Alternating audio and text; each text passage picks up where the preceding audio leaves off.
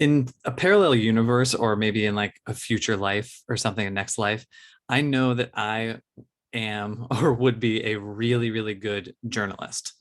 I would love reporting, like, and I would be a real journalist. I'd be reporting real news, not the fake news, not, the criticism of journalists these days.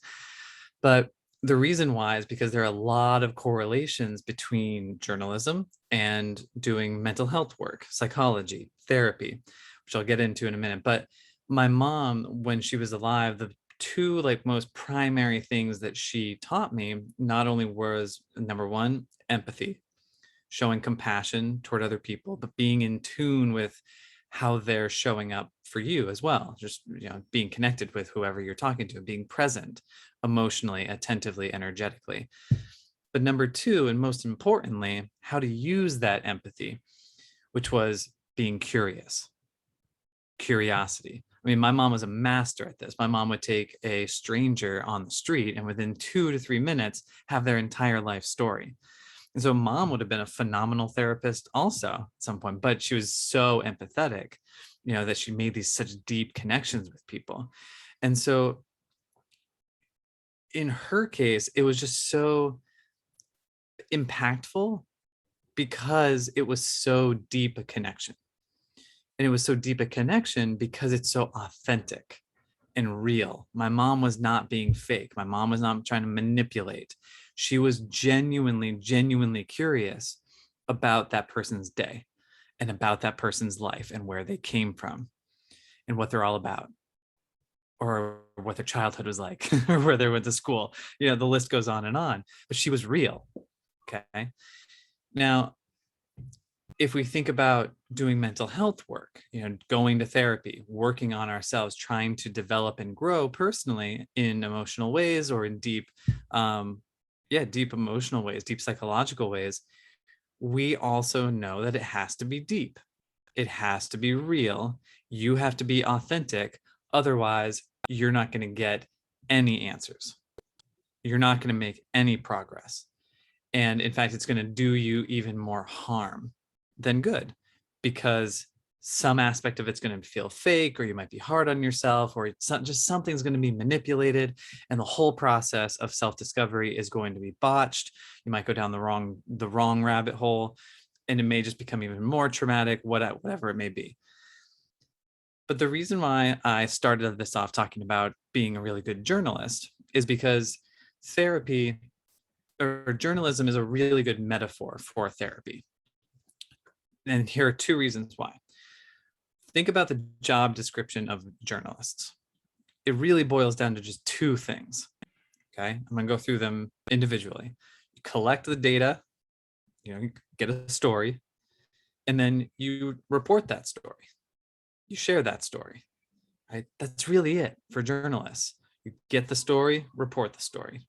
You hear it a lot in movies and just random jobs and things for that people are assigned to just observe and report.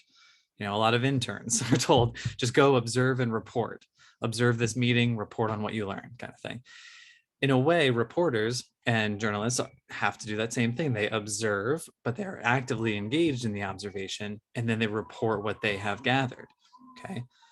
In therapy or in mental health work, self-reflection and any conversation you have with a therapist or a coach or yourself or a friend, that is the collection of the story. You're collecting the data points that make up the story that ultimately needs to be shared. But this is a story. Clearly, this is a story about you. Clearly, this is a story about what you want out of your life. And clearly, this is a story that represents the healthier, more fulfilled, happier, higher functioning version of yourself, or more successful version of yourself. And real quick, I'm sorry if you can hear the siren in the background. I live in New York City and it's clearly stuck in traffic wherever it is. And so it's going to be going for another minute or so. But in any case, the point is that the story that you are collecting as a reporter, metaphorically in therapy, is your story about your higher self, truer self, healthier self, successful self, whatever it may be. And so journaling, for instance, is a great way to collect that data. It's a great way, almost as though you are a reporter who's interviewing a source, and you are journaling, you're writing down the data that you collect in that conversation, in that interview. And then, but then you have a ton of information, right? When I have journaled in the past, there's been a lot of times where I'm like, okay, cool, I have a ton of information, but now what do I do with this? And obviously a reporter is called a reporter because it needs to report the information, right? So especially in mental health, this goes for everything in life, but especially in mental health, when you learn something about yourself or about your past or traumas, and you process something that's really, really heavy and emotional or painful, something must then be done about it. It somehow has to be expressed or reconstructed in some kind of way, that you're not just sitting with new knowledge that doesn't serve some kind of purpose. Now, I'm going to put a little asterisk on this, because a lot of therapists, like traditional talk therapy, will want you to just become aware of things and just be with it. And that's okay. I want to make clear that even just sitting with that new awareness and letting it kind of absorb into you and letting yourself understand it differently, or understand yourself or whatever experience differently, that's doing something with it. That's action. So that's not just collecting the story, that's doing something with the story. But beyond that, because obviously sitting with new information and sitting with new knowledge is the most simple action you can take, most straightforward. The other version of reporting, like a journalist would then put it into their newspaper or into their magazine and write up the story, share it with the world. Entrepreneurs or social media content creators, they would put it onto their platform, they would share it with the world, they would express it. But in a layman's case, so someone who's not on social media, but just is working on their mental health in the grind, the personal development grind, what it means to report their story or report your story is to express it, express what you've learned, or express that growth in some kind of way that makes sense in your life. Here are some examples of what that could look like. Number one, it could simply be journaling even more about what you've learned. So it's just for you, it stays private, and you're like, holy cow, I've learned X, Y, and Z this week. This makes me think so much about this past event, this past relationship, whatever it is. And you're able to think totally differently now going into new situations, or see things very differently. Option number two, you tell somebody what you've learned. Could be your loved one, like your spouse, could be a family member, could just be sitting down with a friend and be like, hey, you know what? I just learned something really amazing in therapy. I'm really excited about it. It's actually kind of a breakthrough. And you're reporting it. You're teaching it, basically. You're just sharing the news. I like to use that metaphor, just like you're just sharing the news when you're stating, hey, so-and-so, would you mind listening to me? This is something that I just learned this week, to a friend or colleague.